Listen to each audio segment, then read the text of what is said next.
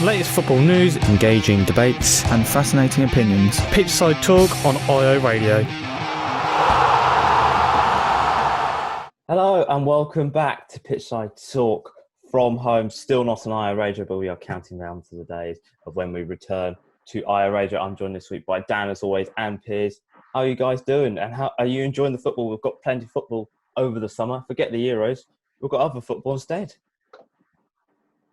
Yeah, we have got other football. Yeah, enjoying it. Not enjoying the weather though, but don't think we'll talk about the weather on this show. No, I'm not as well. Yeah. I'd rather be watching England, but the Champions League and the Europa League more than fine. So that'll do for now. Yes, it will do for now. Well, if you want to follow us on our social media, it's pretty simple. If you go onto Twitter, it's at Pitchside Talk. Instagram's talk_pitch. YouTube is Pitchside Talk for any previous shows. And Mixer, if you want to listen to any of our shows offline, is simply Pitchside Talk. Well, we've got quite a big show today. We're talking about the Champions League, Europa League, because we've had lots of action in that. That's our replacement for the Euros this year, having that back. And we will talk about some transfer news, gossip, because there's been plenty of news because that's still going on as well. Well, we're going to start off with the Champions League. It came back with a bang, with some big teams dropping out of the competitions and a manager losing his job as well over the Champions League after not qualifying for the quarterfinals. Well, we have the results here. So Juventus won 2-1 against Lyon on the night, but they went out on aggregate 2-2 as Lyon had more away goals than Juventus, and Lyon are into the quarterfinals. Man City beat Real Madrid 2-1 or 4-2 on aggregate. Manchester City are now into the quarterfinals. Barcelona beat Napoli 3-1. They're into the quarterfinals as well. And Chelsea lost 4-1 to Bayern Munich. Bayern Munich are now in the quarterfinals as well. Starting off with Real Madrid, the record holders of the Champions League. They are out after a ruthless Man City punished two Rafael Varane mistakes that cost them on the night. But sort of the real work was done 6 months ago when Real Madrid lost 2-1 to Man City. But Sergio Ramos got sent off. He was out 6 months ago. Was that the big problem, not having Sergio Ramos in that side for the game?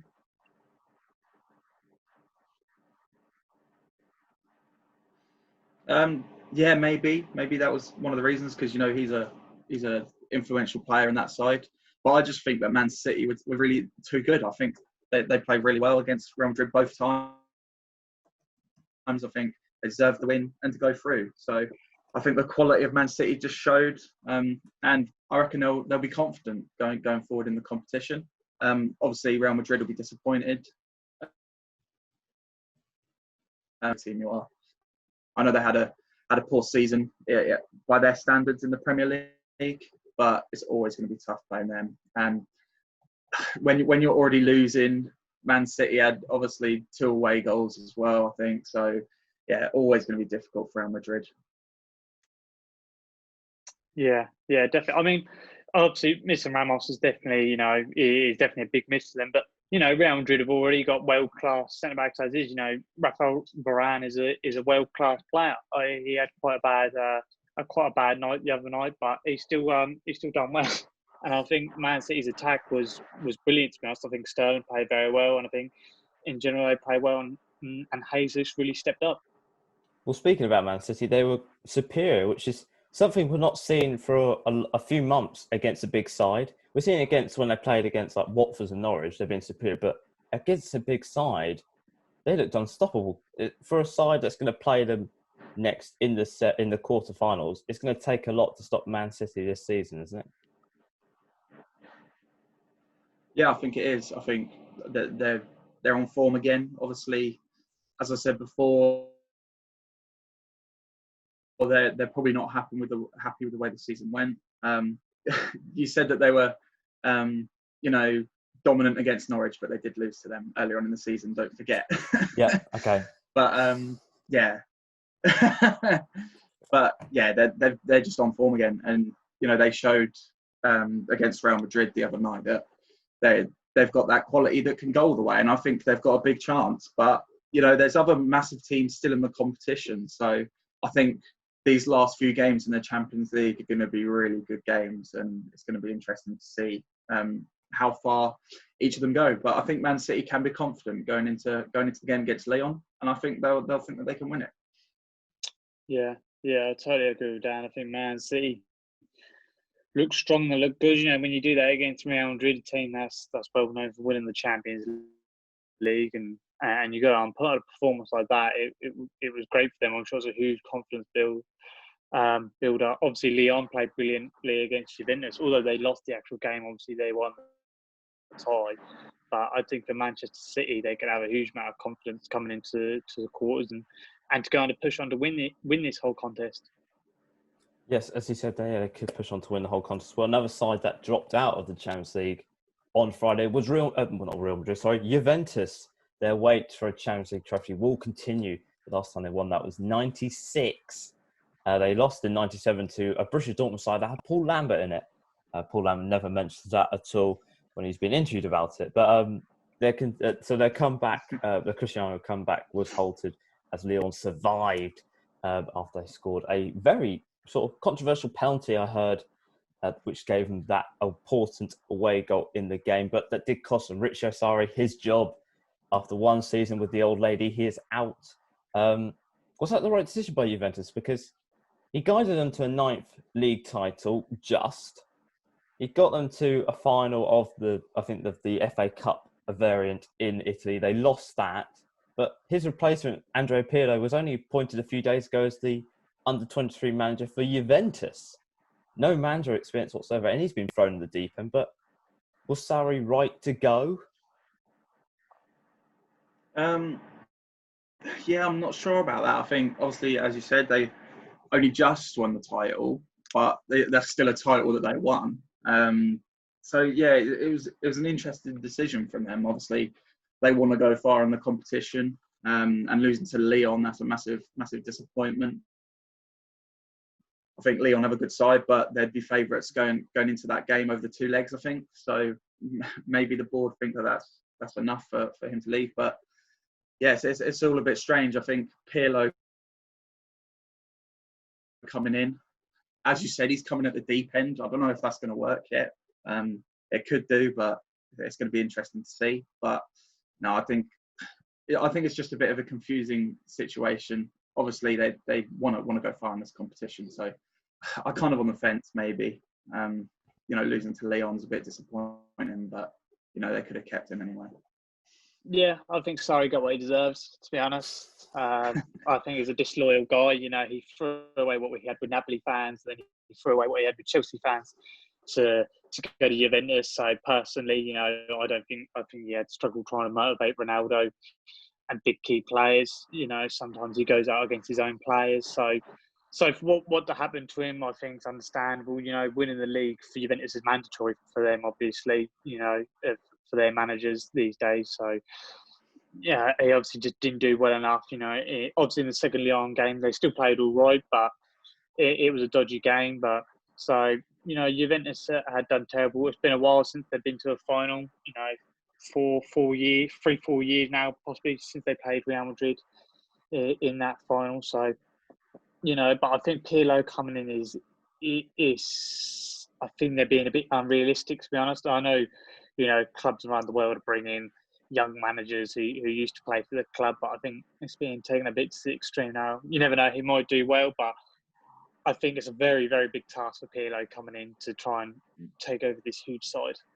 Is it more of a big gamble bringing him in? Because he's never managed a side before. Are they just now looking for that new Allegri? Because when Allegri's there, Juventus looked really good with him. He left, and since then, Juventus have been a bit unstable without Allegri at the side. Yeah, I think it's definitely a gamble, obviously. I think, my opinion with teams just signing managers because they're a legend. Obviously, I've been okay with Lampard, but yeah, I'm not always in favour of that. So, yeah, I wasn't too pleased when I saw that news.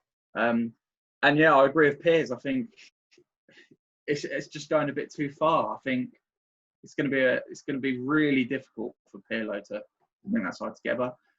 It may turn out okay, but I just think that it was the wrong decision. I don't really know why they chose to do that, and obviously it's a massive gamble.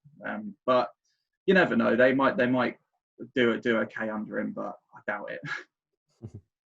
Yeah, where's Pochettino? Has he got a job? I mean, surely someone could give him a job. That'd be a decent little one for him, wouldn't it? But yeah, Pirlo's a very big risk, I think. Yeah, he might surprise us. I think, Ollie and Frank have surprised in certain aspects. I know people have their doubts, even Arteta, but then they've sort of had that previous experience within clubs, so it's not fair to compare them to Pirlo. So I don't know. I think it's going to be a very big task. I reckon they've just got him in for the interim while they try and find another big manager. I can't imagine him standing for more than a few games. Well, Pochettino hasn't got a job, but I think he's still up that Real Madrid job. As always, the papers always say he's always going to get that Real Madrid job, isn't he? Or that Newcastle job, that elusive Newcastle job. He doesn't want Juventus. Newcastle is the new Juventus, what it is. But Lyon, it was their second game since April. They finished 7th in Ligue 1. They're now in the quarterfinals of the Champions League. I think they're quite lucky to be there, really. They've got to play Man City now, but it looks like their competition could be over if Man City are going to be playing like they did against Real Madrid. Yeah, they've done really well to get where they are. As you said, they may have been lucky to get there, but obviously it's a massive task to go up against Man City, who have just beaten Real Madrid. They're going to want to go and win the competition, obviously. But they kind of surprised me. I think they have a good squad, and they've done well to get where they are. But it's going to be a massive task for them to go all the way. I don't think they're going to get past Man City. But you never know. They might come and surprise, but it's going to be a massive task for them to get through Manchester City. But it's been good to watch them get this far in the competition. It's always good to see teams like Lyon and Atalanta, of course, that get quite far in the Champions League that don't usually. So yeah, I'm pleased that they've got this far, but unfortunately, I think this is as far as they're going to go. Yeah. Lyon have played well. Obviously, in that game, neither of those penalties are penalties, but regardless to that, they played very well. They've done what they needed to do. But yeah, coming up against Manchester City is going to be a very, very hard task. That's probably one of the hardest fixtures for them.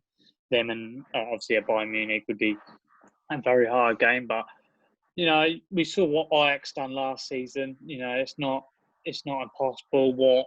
What Monaco done to Man City a few years ago. They had a very good, strong squad then. So I think anything can happen, obviously, as it's the Champions League. But I would imagine with Man City, after the season they had in the Premier League, they're probably just going to want it a bit too much. Going to probably want a bit too much. And the other teams that qualified for the Champions League quarterfinals were Bayern Munich. They beat Chelsea 4-1, which is 7-1 on aggregate, not 7-2, but 7-1. And Barcelona beat Napoli 4-2 on aggregate on 3-1 on the night. So the quarterfinals we have now are Atalanta versus PSG, RB Leipzig versus Atletico Madrid, Barcelona versus Bayern Munich. What a game that's going to be. I wonder if Jerome Boateng has actually finally shut his legs after Lionel Messi sold him the dummy a few years ago. And Manchester City versus Lyon is the final quarterfinal of it. So the possible semi-finals we could have are Atalanta or PSG versus Bayern Munich and Barcelona, or RB Leipzig or Atletico Madrid versus Man City and Lyon as possible semi-finals. So who's going to be playing who, guys? And who's going to be in the semi-finals of the Champions League? It's going to be interesting. I think 3 of the games, teams are obvious favourites. Obviously, Man City, Atletico Madrid and PSG. I think them 3 will go through. So I think it'll be a Man City Madrid semi-final. I think PSG will get through against Atalanta as well. But the big game obviously is Barcelona Bayern Munich. I think that's going to be a tough one to predict. Bayern are looking really good. So I think I'm going to back Bayern Munich in this one. I think it's going to be close against Barcelona. I can't wait to watch this game actually. But yeah, I think Bayern Munich are going to go through to play PSG in the semi-finals. Yeah. Like Dan said, I think 3 on the sides are going to be very. It should be quite an easy work. PSG, Man City, Atletico. Although I could see that there being an upset in that Atletico game. I know Leipzig have lost their best player, but I could still see that going their way. You know, on a possible upset with Bayern Munich and Barcelona, it's going to be a very difficult game. You know, I thought Barcelona were going to have a lot of struggles going into that Napoli game, but that Messi solo goal just showed that, you know, he can carry that Catalonian team on his back all he wants. So it's going to be an interesting game. I just think Bayern Munich are a better team at the moment. I think arguably they're probably the best team in the Champions League this season. They just play such good football. They're so quick. And they can hit you from anywhere, and defensively they're so strong. So, I mean, in the Chelsea game at the end, they were just passing wherever they wanted. They had no fear whatsoever. But I guess a 7-1 aggregate would do that. But I think they will probably go through Barcelona. It seems that just in one game, I reckon they'll win. Okay, so that's our predictions then for the Champions League semi-finals. Now moving on to the Europa League, we found out last night and yesterday who will be playing in the semi-finals. And start off with Manchester United. Bruno Fernandes saves Manchester United bacon once again in extra time after they beat Copenhagen 1-0 to reach the semi-finals. Man U, they really struggled in this game. I know they're playing in the 32-degree heat in Cologne, but they were quite lucky not to be 1-0 down straight away, and quite unlucky not to be 1-0 up at half-time, to be honest. Yeah, they were lucky. But, of course, it's typical Man United scraping through this game, of course. A penalty, of course, does it as well. So, yeah, they're going to be in the semi-finals. It's going to be interesting. I just think that they've got a lot of confidence at the moment, and I can see them being in the final. It's looking like it's going to be two teams in the final, which people will predict. But yeah, maybe Man United are lucky to get through. Obviously, they're favourites against Copenhagen, but yeah, it's just I just sometimes think when watching Man United, it just always happens. They get lucky every penalty goes their way, and they're now probably one of the favourites to win the competition. Yeah, I literally just finished watching a brilliant, exciting game of Inter Milan versus Bayer Leverkusen, and I thought I'd change it over to the Manchester United game and see how that was going. And it was 0-0. I was shocked at how boring that game was, to be honest. Copenhagen, I thought, done very well. That Johnson, their goalkeeper, was brilliant. Martial looked brilliant for Manchester United as well. I thought it was good for them to start Greenwood. I think that's good for him. I think, you know, this is the best competition for him. I think I agree with what Ollie said. I know people weren't happy with what he said about that the Europa League is good for playing young players, but I think I completely agree with him. Saw how it done for Hudson-Odoi and Loftus Cheek. But overall, Manchester United, you know, typical Manchester United, get a soft penalty and win the game. So it's good for them. You know, they did dominate the game, but I mean, I think Copenhagen, you know, hats off to them. They've done very well, but Manchester United got a very hard semi-final ahead of them, though. I don't think you can, you know, take Seville lightly, especially after the last time them two played in the Champions League. Yes, you can't take them lightly. Yeah, big shout out to Johnson. He made 13 saves that game. That's the joint most saves by a goalkeeper in a single Europa League match. I think Chelsea are eyeing them up now. I think they need a goalkeeper, so expect him there next week.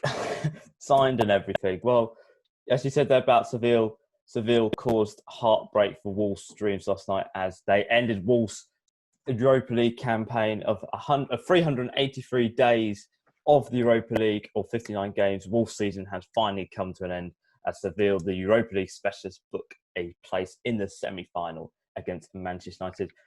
For Wolves, it's the first time being in the quarterfinals in Europe for 48 years. I think they started off their season against Cruiser. It was 29,000. They ended it in an empty stadium, which is quite sad. But for Wolves, this result is hugely disappointing for them because they played some good football. Very defensive against Seville. Seville, a strong side. We've seen this in the Europa League. I think a lot of English sides know about Seville, especially Manchester United and Liverpool. But it's such a disappointing result, really, for Wolves. All this hard work is just it's gone. It's gone now. Yeah, it has. Obviously, I think Wolves will be really disappointed. I think they were unlucky. I think, you know, the penalty, I think, kind of messed the game up for them. You know, it wasn't a great penalty from Jimenez. He's been he's been brilliant all season. So, you know, you can't really blame it on him, but it wasn't a great penalty. And that kind of changed the game. Obviously, Sevilla are really good. And as Piers said before, you can't write them off in any game in the Europa League. So, yeah, I think Wolves will definitely be disappointed. And they did look good. And, you know, players like Traore looked really good on the day, but it just wasn't their day, obviously. And I think they should be proud of the way that they've got to where they are in this competition. I think they've done really well to get to the quarterfinals. So I think they should be proud of that, but obviously disappointed that they couldn't go any further. Yeah, it was a shame for Wolves. You know, they had every opportunity. You know, they were a good enough side to beat Seville.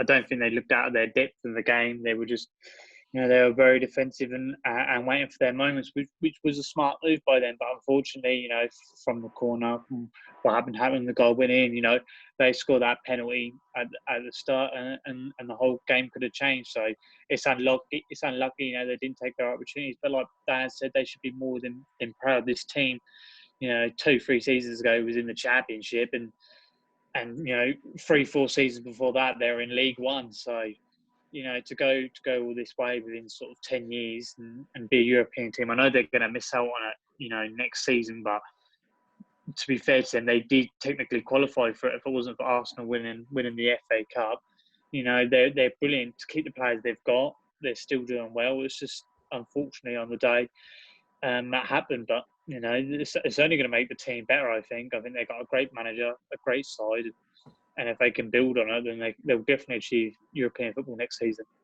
Yes, you mentioned that Nuno said about building a side, but firstly, this penalty, Jimenez has had a 100% scoring record of scoring penalties this season. That came to an end.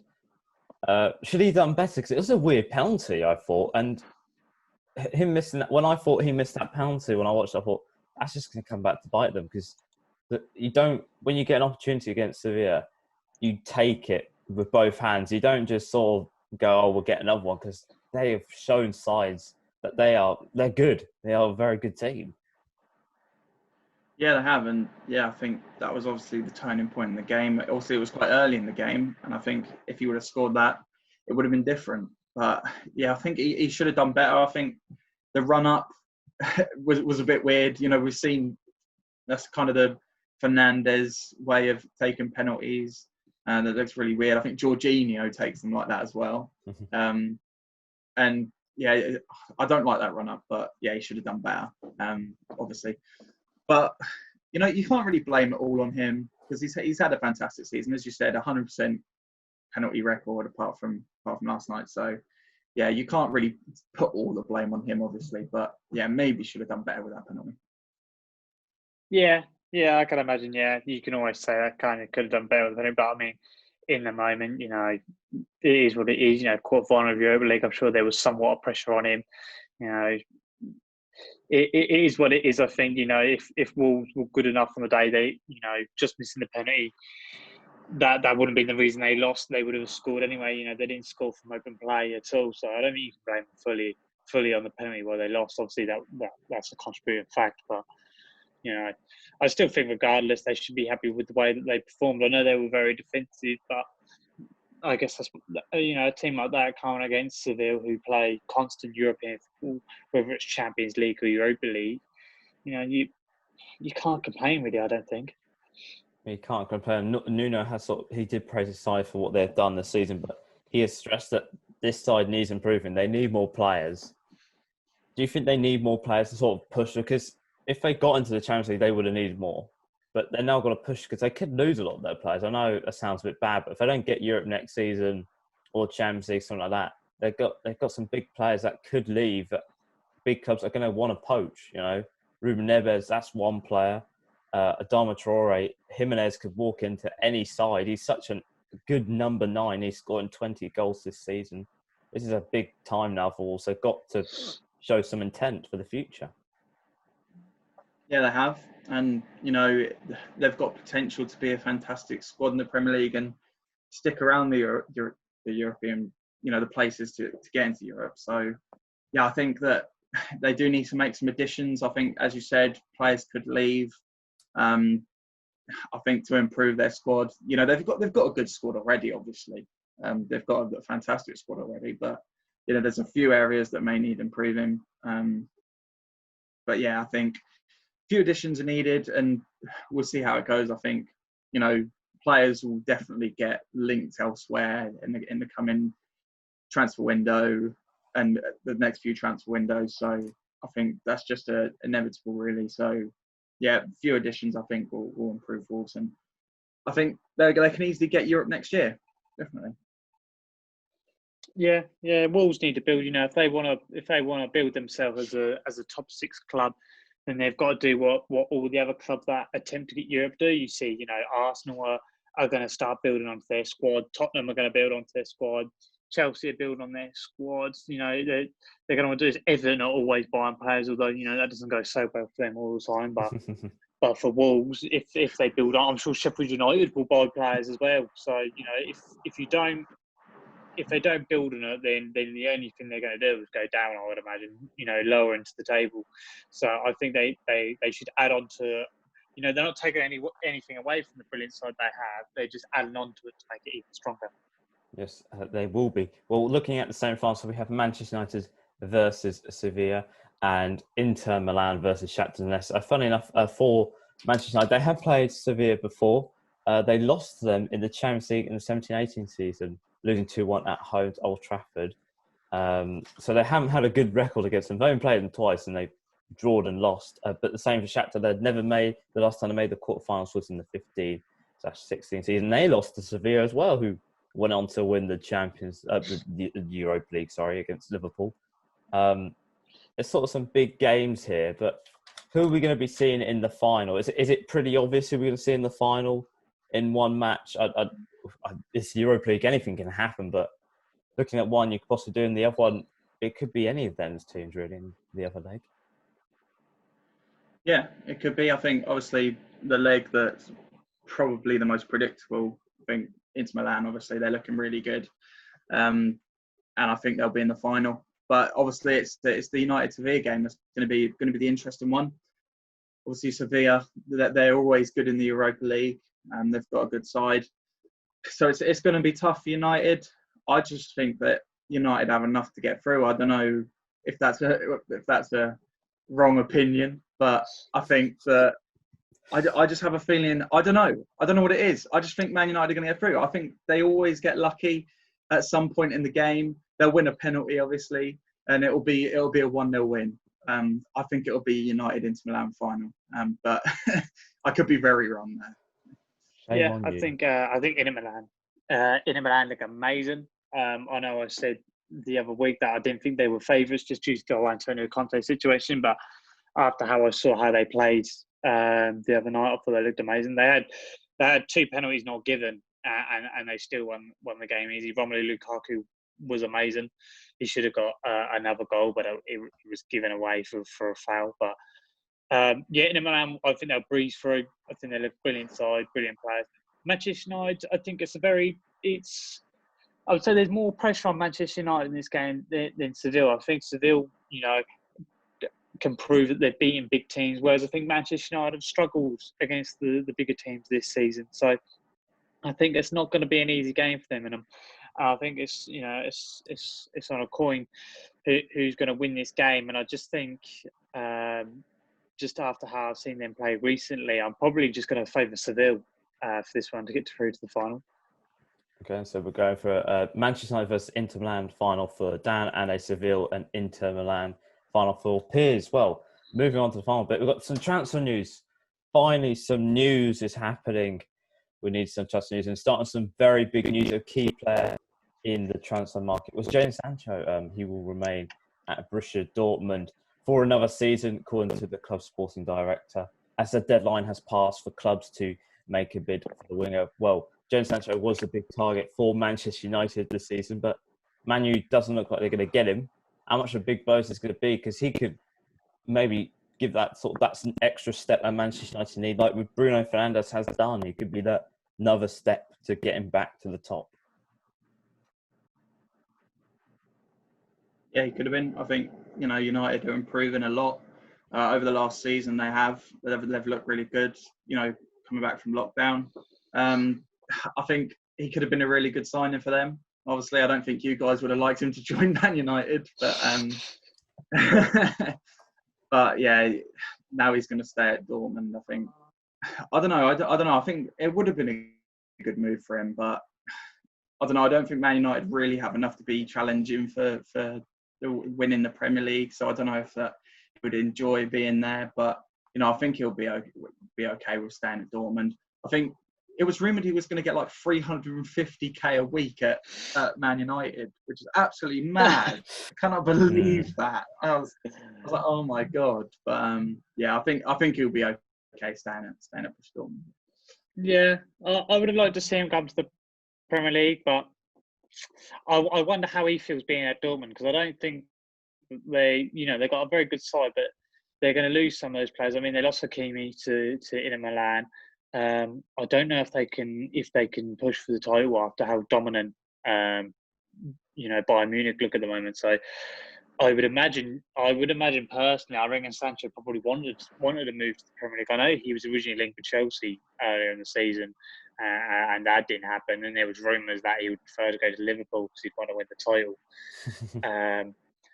But I think if Manchester United really want him, then they'll keep pursuing this into sort of January or the next transfer window, because he's definitely a brilliant player. He's definitely one of the most exciting young players that England have got, and especially abroad, like line up the scene. I think being interested, but it's brilliant for Dortmund to keep him. But I wouldn't listen too much into what Borussia Dortmund say about keeping players, because they said the same thing about Ousmane Dembele before a 100 million bid come in for him. So you never know. You never know, but that was 100. I mean, that was quite a lot of money for him. I think their estimate for Jadon Sancho is well over 100 million now.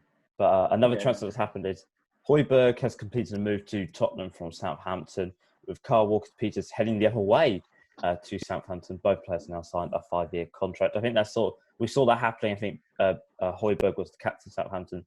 His captaincy got dropped before the season got restarted again. So I think we saw that transfer coming from a mile away, really. For Liverpool, they have completed another first signing as champions, Greek left back.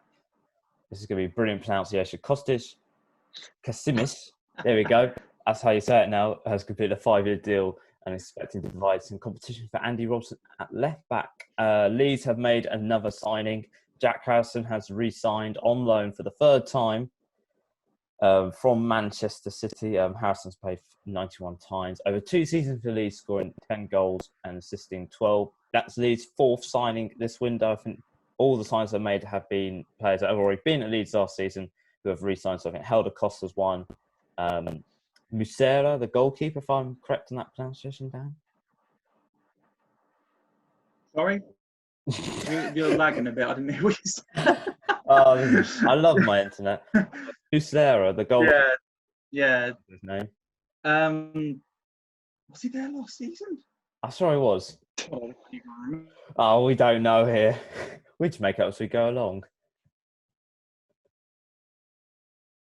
We're awful, aren't we? We're awful. We are so awful. So yeah, that's another sign they've made this season. And finally, Ipswich Town. There's lots of talk coming out of Ipswich Town about new players coming to the club, and also current players' futures. There's a big one there. But starting off with one of the new players. Stephen Ward is training at the club after becoming a free agent in the summer after being released by Stoke City. Also, happy birthday to Stephen Ward. It's his birthday today, 35th birthday. So happy birthday on that. I hope you get a new contract. It's your birthday from Ipswich Town, because Dan would love to see you there next season. Lionel has been speaking about him. He's saying that he's going to be training for a little while at the club. He's going to be training. They're going to assess if he's going to be there in the future. But would he be an Ipswich Town player by the start of the season? Probably, yeah, but I'm not very excited about it. Obviously, he's 35 now.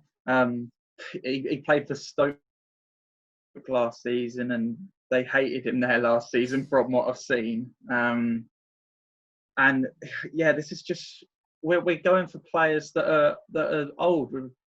35-year-old left back who will be here for a season, who won't really make an impact. And if we go up, he won't even be here anyway. So yeah, this doesn't excite me at all. He may be like experienced. This signing is just a mess signing for me if it happens.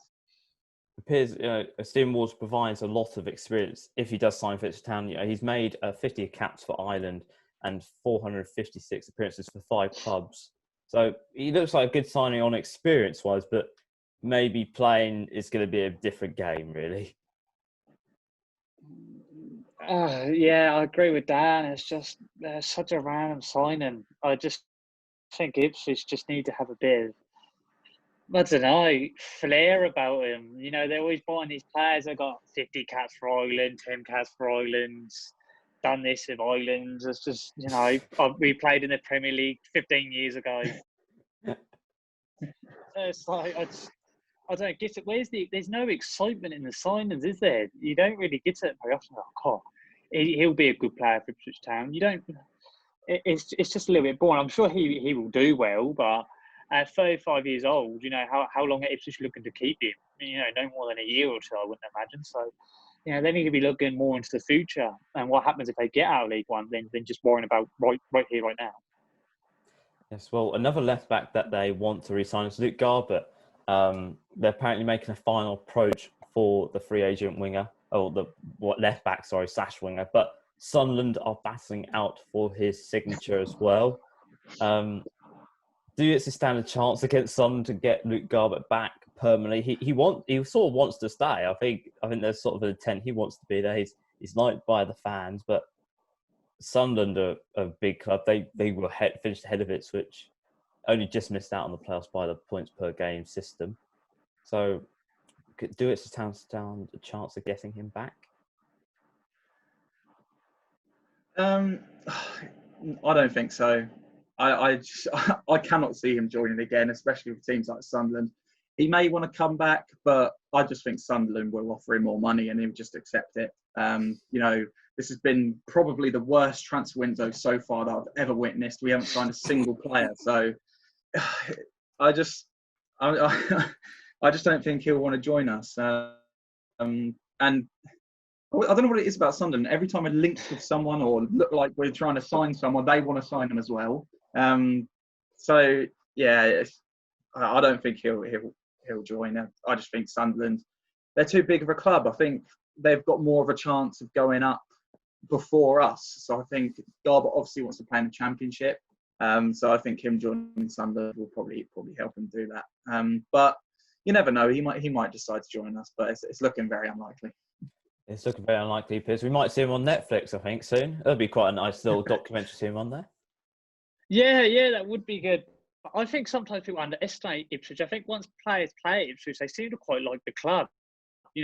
Once people join, they don't normally tend to leave. So, he's been here, he's experienced the life, the fans. So you never know. But I'd imagine at the end of the day, he's going to come down to who offers more, firstly, for him. So, obviously Sunderland are always going to offer more than Ipswich. A lot of clubs would offer more than Ipswich. So it'll be interesting to see. But I think Ipswich should try everything they can to keep him because he's a brilliant player. And, he's of high quality. So, just spend that a bit more and just get him. Yes, well, they're also linked with 2 other players that Sunderland want as well. Danny Graham, another striker. I think he's sort of a bit like the Will Keane replacement we're looking at. He's been linked. Also, Remy Matthews, a free agent from Bolton, who should have signed for us this last season, but that didn't fall through. He's now a free agent. Sunderland want him. Ipswich want him. God, it's just, I think Sunderland just like to copy Ipswich, don't they, really? Yeah, they do. It's mad how they just want to sign everyone we're linked with. So yeah, Danny Graham, he's a goal scorer, but he turns 35 this month as well. It's just so depressing. It really is. God. It's fun times. You should be a different fan, Piers. But Dan, you should just be somebody else. Just be a different fan of another club. Be more entertaining. No, I've always been a Ipswich fan, George. No matter what happens. Let's just convince you to be an Arsenal fan. It'd be a fun time. You have some banter. No. Never. And the final Ipswich Town news is that Green Edwards has been linked with a move away from Ipswich Town. He's in his final year of his contract. He's been linked with Middlesbrough and Luton, two sides that are in the Championship. If he does go, this could be quite hard to keep him because Championship sides are going to want him desperately. Yeah, they are. And I think Green Edwards is underrated. I really do. I think if we can keep him and he plays on the right-hand side with Kane Vincent-Young next season, I think that partnership can really work.